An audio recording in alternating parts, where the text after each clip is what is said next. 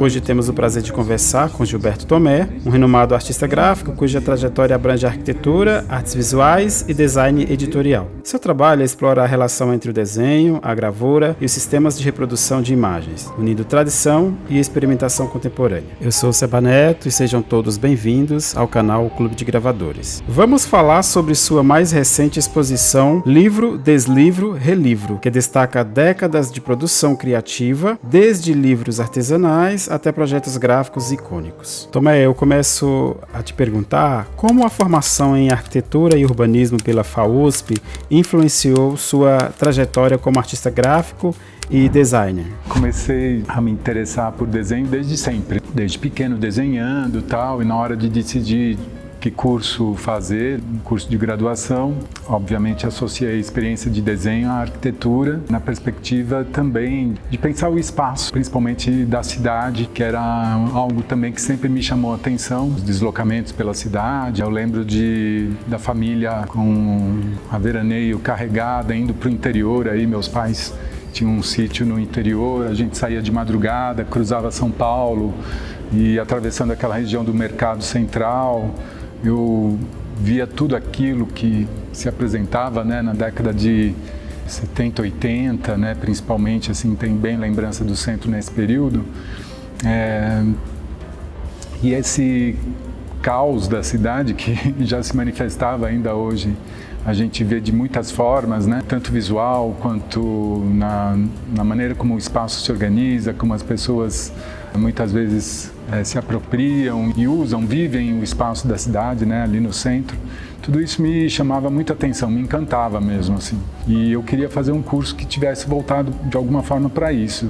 Fiz arquitetura, mas logo no terceiro ano percebi que não ia trabalhar com projeto de edificação. Comecei a frequentar mais assiduamente assim, as disciplinas de programação visual na FAUSP. E aí, me formando, logo trabalhei como estagiário do Chico Homem de Melo e depois também trabalhei num espaço muito interessante que surgia em São Paulo naquele momento. Isso em 1992, 93. Que era a Oficina das Artes do Livro, um espaço voltado para a divulgação das técnicas tradicionais das artes do livro. E ali foi, de fato, uma segunda escola para mim, uma segunda formação. Mas o curso de arquitetura me ligou com o espaço da cidade definitivamente e com a ideia do desenho associado ao espaço. Então, esses deslocamentos pela cidade, a própria espacialidade da arquitetura, o seu caráter escultórico também, assim, todos esses aspectos foram formando um repertório, para mim, importante de desenho. E esse desenho é que estrutura as minhas pesquisas até hoje. Então, eu acho que foi muito determinante assim, o curso de arquitetura, porque os temas que eu venho abordando nos trabalhos, eles se relacionam diretamente a história da cidade, as transformações da paisagem, então não tem como desvincular a minha formação com o que eu desenho hoje, né? Seu trabalho transita entre técnicas tradicionais como a xilogravura, serigrafia e sistemas digitais.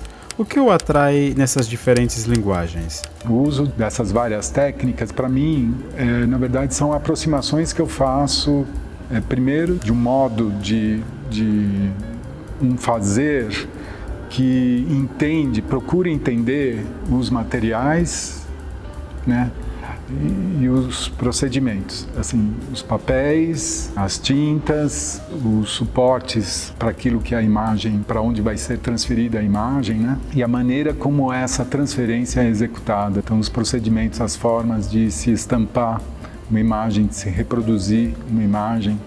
Então, na verdade, eu vou experimentando. Acho que de uma forma mais intensa, eu experimentei isso com a madeira, com a xilogravura. Ali eu acho que eu pude sentir toda a questão cromática relacionada também a essa forma de imprimir, as tintas, as suas viscosidades, a maneira de se preparar as tintas a óleo. Trabalhei com pouco, assim, xilogravura à base d'água, né, com tintas à base d'água, mas todas as demais técnicas que eu venho experimentando também sempre tem, na verdade, uma intenção de primeiro aprender, né, de se aproximar daquele universo e de alguma forma ver o que já foi feito, né? Ou a partir de algo que eu vejo, eu tento me aproximar daquilo. Então, a tipografia foi, de uma certa forma, também foi uma técnica de impressão que eu apreendi, vamos dizer assim, nas ruas, né? Observando os cartazes impressos na década de 90, ainda tinha muito ali na Vila Madalena, que era uma área que eu circulava, muitos cartazes impressos ainda em tipografia pela Gráfica Fidalga, cartazes de show, né, de eventos assim culturais, e isso me aproximou, primeiro da Gráfica Fidalga, né, imprimindo alguns cartazes lá, mas depois de outras pequenas tipografias que eu fui encontrando na cidade, ali na região da Lapa. Conheci a gráfica do seu Roberto Rossini, do senhor Roberto, que foi um tipógrafo formado no Liceu Coração de Jesus, nos anos 30. Ele me contou a sua história, eu fiquei tão encantado que a partir dela eu resolvi fazer uma publicação chamada Mestres Tipógrafos, Impressões de Vida, onde o desafio que eu propus para mim mesmo era de que ela fosse totalmente concebida por mim, no primeiro momento, até a captação dos textos, né, a gravação, né, as entrevistas, depois a transcrição, depois a edição dos textos, atrelado ao projeto gráfico que naturalmente desenvolvi também, e depois a parte de impressão junto a esses tipógrafos, né, que eu entrevistei, além de São Roberto, entrevistei outros 2 tipógrafos, a Ariovaldo Cordeiro e o Zé Carlos Gianotti, além de trabalhar para que essa publicação fosse feita com outros tantos gráficos aí, o seu Spampato, Valdir Spampato, linotipista do Cambuci, e o próprio Cláudio, da Gráfica Fidalga também. Enfim, me aproximar da experiência desses senhores me fez aprender muito sobre essas técnicas, né, sobre a tipografia, sobre todo esse universo, sobre como ela estava nesse momento, uma publicação que foi editada por volta de 2012, 2013, então foi de uma riqueza muito grande. Essas várias técnicas, na verdade, eu faço alguns mergulhos assim, né? Ultimamente eu tenho impresso muito em serigrafia também, menos no ateliê e mais associado a algumas gráficas com as quais eu tenho uma certa liberdade de acompanhar todo o processo, toda a fase de impressão, do começo ao fim, estando ali do lado do impressor, às vezes até ajudando a chegar no ponto da cor, preparando as tintas, ajudando na própria impressão, como sempre um aprendiz solícito que está ali, às vezes, não sei se atrapalhando, mas acho que não, acho que na maior parte das vezes aprendendo e fazendo junto e tendo uma experiência não só profissional, né, do que aquela pessoa pode me transmitir profissionalmente em termos de informação técnica objetiva, mas de como pessoas que são, né, histórias de vida que desempenham seus ofícios com muita discrição, muitas vezes não são valorizados, ficam à sombra, né, dos produtos gráficos que são lançados aí, mas que sem eles seria impossível, né, trabalhar, chegar em algum produto gráfico impresso. No centro de sua prática está o desenho. Ele é um ponto de partida para outros projetos ou um meio de expressão independente? Essa dualidade do desenho, eu acho, tanto como ferramenta e como manifestação autônoma, né, como uma expressão plástica, eu acho que é uma das coisas que também me encanta, que venho trabalhando das duas maneiras, vamos dizer assim, né? Eu acho que eu tenho uma produção que não é muito exposta, mas que é o que alimenta e que é o que talvez dê base a essa produção gráfica impressa, que circula, que tem uma circulação maior, que são os cadernos, né, de anotações, de desenhos, de croquis, as ideias desenhadas ou os momentos vislumbrados aí, as visões que a gente tem que manifesta como anotação nesses cadernos. Eu acho que são os desenhos que eu mais gosto.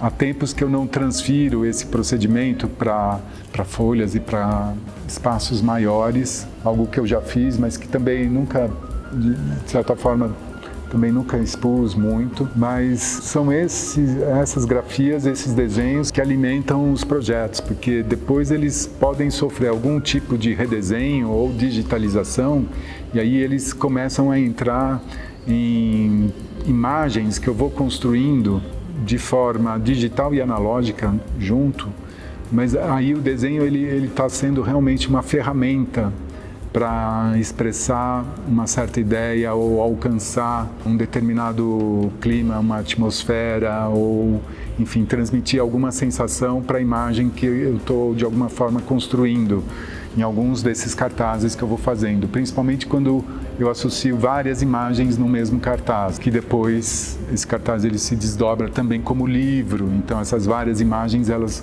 reaparecem nas páginas desse livro, mas elas, num primeiro momento, elas comungam todo um espaço comum, que é o da folha aberta, né, do cartaz, como ele se apresenta. A exposição Livro, Deslivro, Relivro aborda o livro como objeto gráfico e ideia de liberdade criativa.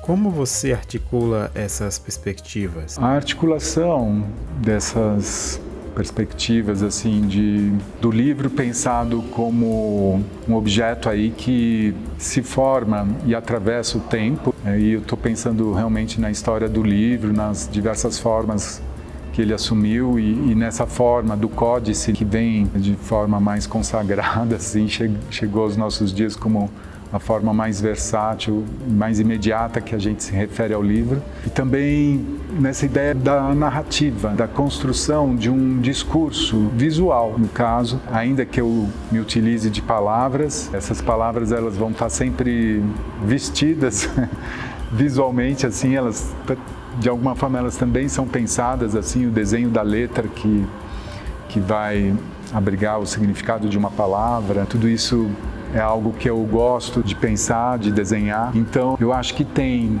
essas questões do entendimento de como o livro se manifesta como objeto de fato e de como essa articulação do códice pode se dar de diversas maneiras, algumas até bem afastadas desse formato tradicional que a gente conhece, o códice, como esse objeto com os cadernos, as folhas amarradas, onde você folheia virando a página, e também de como as narrativas visuais elas se constroem.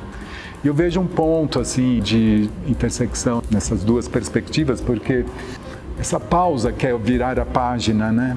Esse tempo, que é esse microintervalo, né? Esse microsegundo em que você vira uma página, ele é muito determinante para as construções dessas narrativas, assim me parece. Então, gera sempre um pequeno suspense, um pequeno intervalo entre uma imagem e outra, entre uma palavra e outra. Tem uma dimensão temporal que a gente pode achar mínima, mas eu acho que conta na narrativa, isso tudo vai criando, ajuda a criar ritmo, a proporcionar velocidades, acelerações ou algo mais lento, enfim. O discurso visual vai sendo modulado um pouco por esse objeto. Então, eu penso as duas coisas, assim, eu acho que elas, de alguma forma, elas caminham juntas, assim.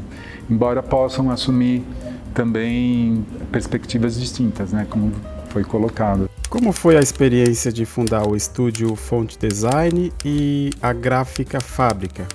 Como essas iniciativas se conectam à sua produção artística? A Fonte Design foi uma empresa constituída logo que alguns anos depois que eu me formei, visando atuar realmente como designer aí no mercado editorial principalmente, né?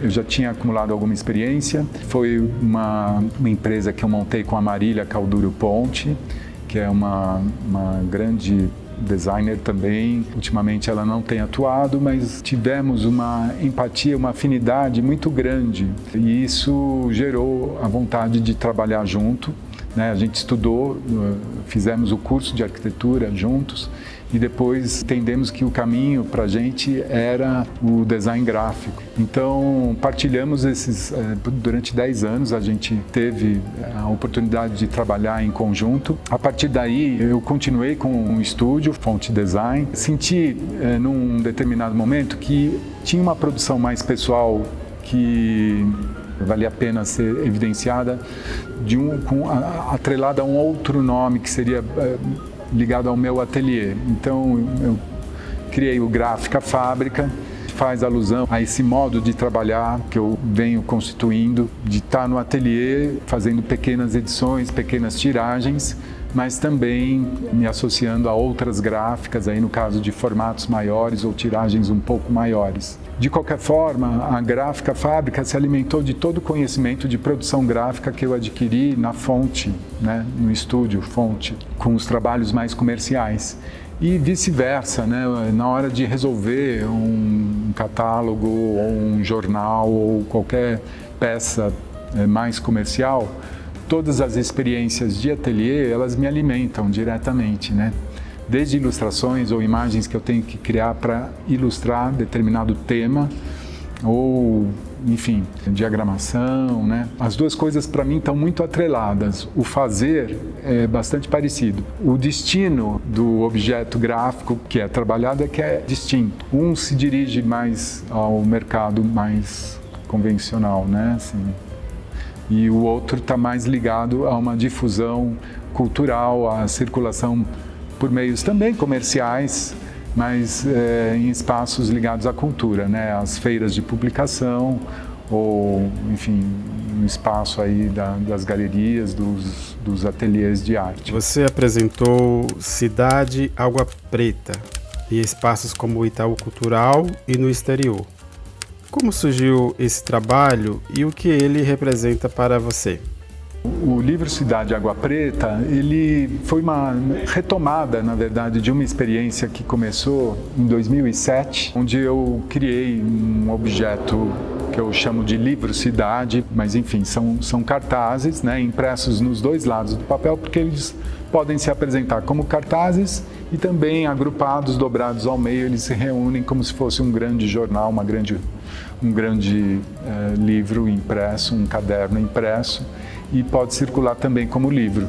Em 2007 foi o projeto que eu chamei A Cidade e uma Gráfica, um caderno cartaz. Em 2014, 7 anos depois, eu retomei essa ideia com o livro Cidade Água Preta. Então, de certa forma, o Água Preta, eu aprofundei um pouco mais a ideia desse projeto.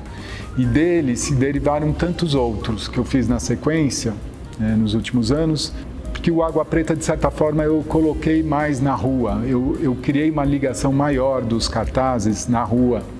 A primeira experiência, de 2007, o caderno cartaz, ele também teve algumas colagens na rua, mas em menor número. Ele circulava como cartaz mais em exposições, em espaços relativamente controlados, fechados. E o Água Preta não. O Água Preta, na verdade, ele foi todo colado ao longo do córrego Água Preta, que está todo canalizado hoje, mas nas ruas por onde passa o canal do córrego, cartazes se manifestavam em muros, tapumes ou em onde era possível estar colando, um pouco para sinalizar a passagem do córrego. Então, teve uma relação com a cidade muito mais estreita.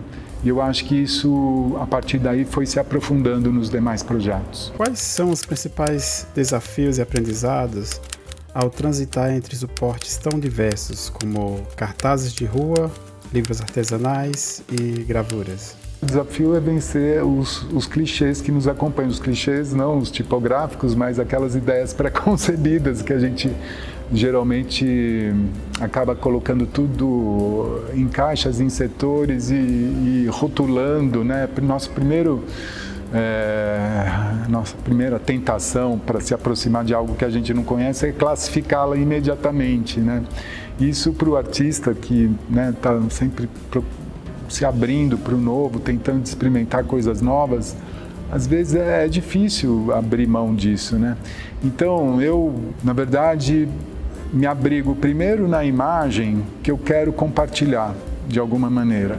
Ali, eu penso que se ela vai ser cartaz ou se ela vai ser livro, enfim, isso acaba até sendo, ou talvez essa ideia tenha surgido porque foi uma maneira de eu garantir que essa imagem chegasse efetivamente em pessoas e em públicos distintos, tanto no passante, e para que o cartaz não ficasse desaparecido na massa da cidade, eu resolvi também que essa mesma imagem, esse mesmo impresso poderia circular em bibliotecas ou em escolas ou em espaços que ele pudesse ser aberto e apreciado em cima de uma mesa e visto como página de livro, não mais como cartaz.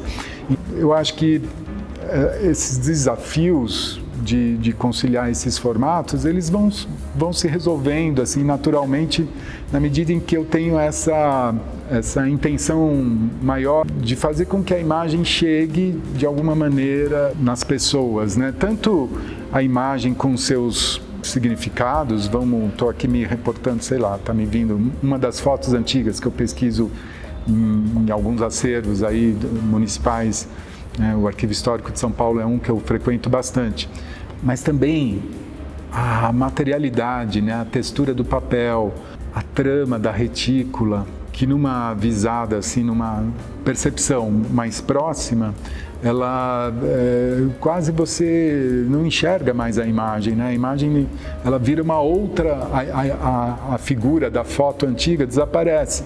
Na verdade, você vê uma textura que você não identifica muito bem e que o olho vai precisar de uma distância para acomodar.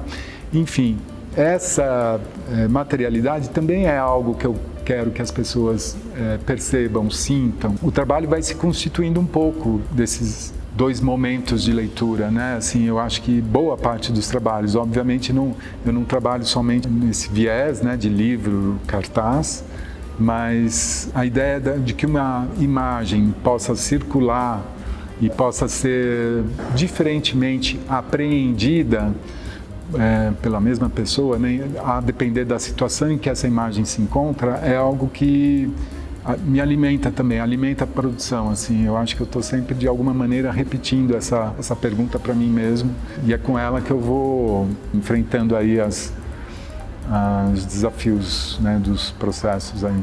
A interação com o público é um destaque de Livro, Deslivro, Relivro, que inclui oficinas e apresentações no espaço expositivo.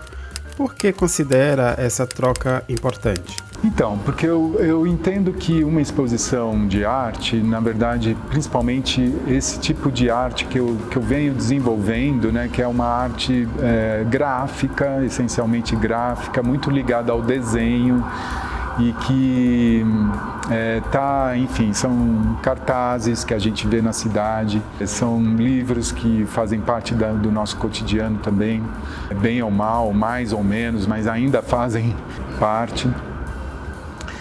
Esse tipo de exposição, me parece que esses objetos que estão sendo apresentados aqui, eles pedem uma interação maior, além daquela que o público pode estabelecer visualmente, circulando por uma exposição. Eu acredito que eu coloquei aqui, de uma maneira, né, que uma exposição pode oferecer, várias provocações para o olhar, vamos dizer assim, de cartazes rasgados que eu recolho na rua e trago aqui para o espaço expositivo, aos livros que podem ser manuseados aqui quando eu estou presente. Eu geralmente trago material para o público olhar com as mãos. Eu acho que são formas de aproximar e sensibilizar, mas eu queria chamar a atenção particularmente para uma atividade que eu venho fazendo, que é uma oficina de carimbos aqui. Na verdade, eu disponho carimbos de palavras e imagens e ofereço uma folha de papel. A oficina se constitui basicamente disso, e a pessoa deve, de alguma maneira, criar uma historinha com essas palavras, com essas imagens, de uma forma, pode ser sem muito planejamento, pode ser de uma forma até aleatória, mas depois, essa folha de papel, ela tem uma série de picotes e que permite a pessoa montar ou uma sanfona ou criar páginas que ela pode montar numa sequência como um pequeno livro, de fato. Enfim, a ideia é de que ela possa construir um pequeno livro também e entender que a narrativa, ela se estrutura profundamente a sequência em que as imagens são apresentadas, ou seja, a forma, a encadernação do livro. E mais do que isso, eu acho que o mais importante é que a pessoa, de alguma maneira, ela possa ter a experiência de expressar uma história sua, ou minimamente que, por mais que as imagens não tenham sido de sua autoria ou as palavras que ela tem escolhido, aqui tem um conjunto bastante extenso. E aí ela vai, no mínimo, entender que as escolhas que ela fez, as imagens que ela acabou puxando, de uma forma até talvez inconsciente, em uma certa medida, mas que isso é algo que pode revelar o seu desenho interno. Então, de alguma forma, eu acho que as pessoas hoje estão precisando contar suas histórias e ouvir as histórias dos outros também. Então, eu acho que é uma forma de conversa, é uma provocação também para a gente, a partir daí, justamente entrar nessa questão de como todo esse universo das artes gráficas hoje e dessas feiras de produção independente, né, de livros assim, feitos por seus próprios autores, eu acho fundamental e importantíssima para criar um projeto de educação que possa realmente complementar a educação formal nas escolas e que possa permitir à pessoa perceber que ela pode elaborar as suas histórias, as suas narrativas e compartilhar com os outros e apreciar igualmente as histórias que os outros oferecem. E isso em termos verbais, com textos ou com desenhos, né? Então a gente tem uma profusão disso, isso já acontece, essa cidade toda desenhada, pichada, grafitada. Eu acho que são expressões que estão aí de uma certa forma acontecendo porque as pessoas precisam colocar isso para fora de alguma maneira, né? Elas precisam sinalizar sua presença no mundo, elas precisam dizer estou aqui, existo. Então são marcas que elas deixam na cidade e que eu acho que podem virar livros e cartazes, né? Como outras formas também, tão interessantes quanto essas que estão pela cidade. Ao longo de sua carreira, você participou de bienais, festivais e exposições em instituições renomadas. Existe alguma dessas experiências que você considera um marco? São muitas as experiências. Eu acho que essa exposição atual é um marco para mim, porque o livro, deslivro, relivro aconteceu de uma forma bastante inesperada. Aí, num curto tempo, eu tive que preparar.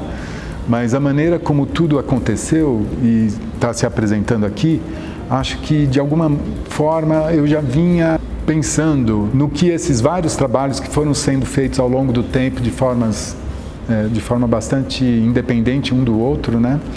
Mas de como eles se articulam, de como eles conversam.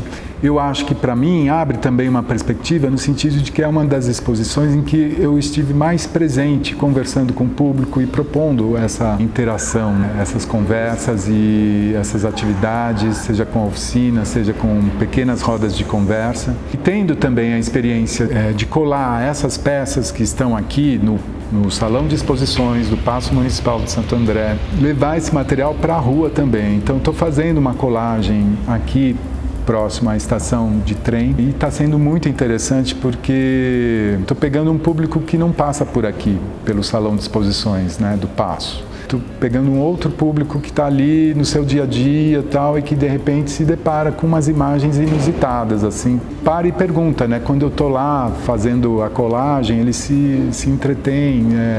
O que é isso? Que imagem é essa?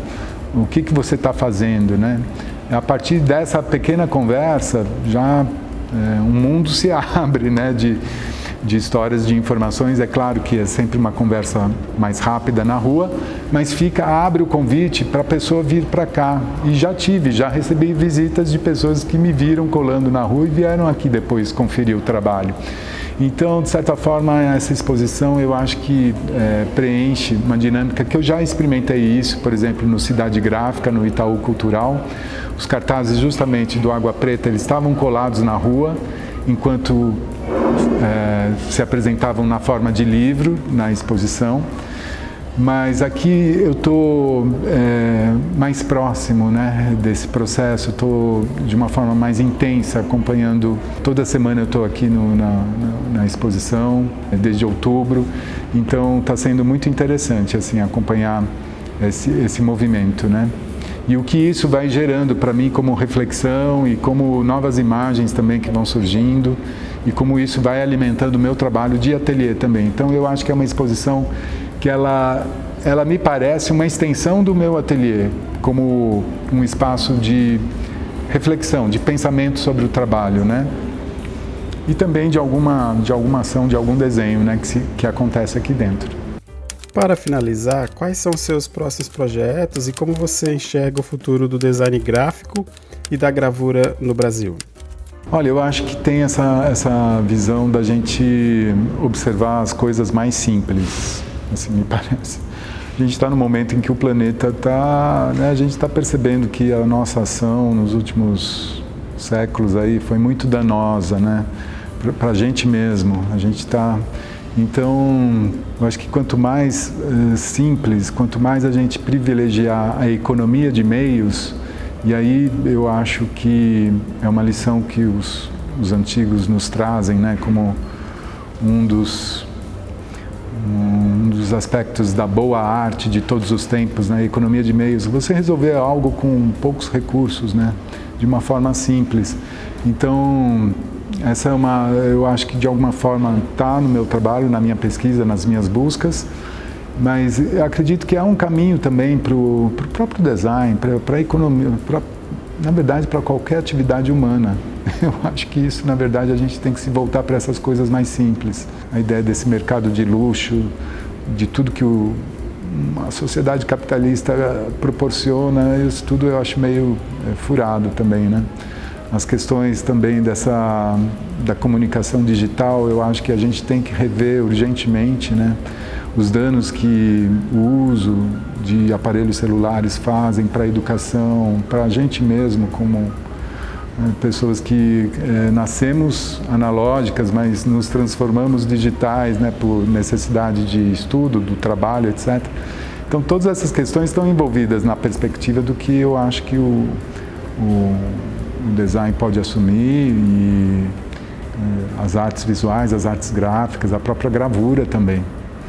A gravura, eu acho que, na verdade, ela é ponta de lança nisso, porque ela é, essencialmente, um fazer onde você se aproxima da matéria e você se aproxima dos instrumentos e você se entretém. O desenho, né, mais essencialmente, o desenho e a gravura, eu acho que são práticas que a gente deve manter, porque elas nos conectam com essa humanidade pré-digital e que é muito mais sofisticada, né, e que pode nos lançar para um futuro muito maior. Gilberto Tomé, só mais uma pergunta. Esse vídeo ele vai para o canal do Clube de Gravadores no YouTube. Aí a pergunta que eu faço ao longo de sua trajetória, você participou de algum coletivo ou grupo de artistas gráficos? Então, eu nunca participei de um coletivo de uma forma assim, como grupo. Na verdade, eu trabalhei na Gráfica Fábrica em parceria com o Danilo De Paulo. Eu acredito que foi o trabalho mais estreito que eu desenvolvi com uma outra pessoa, assim, no sentido de compartilhar a poética, né, de estabelecer um discurso poético, construir um discurso poético junto, assim. Mas eu acompanhei muito de perto, acompanho vários outros projetos, né, vários outros coletivos. Um coletivo que de alguma maneira me aproximei foi o Piratininga. Teve um projeto que fizemos em que cartazes eram colados na cidade.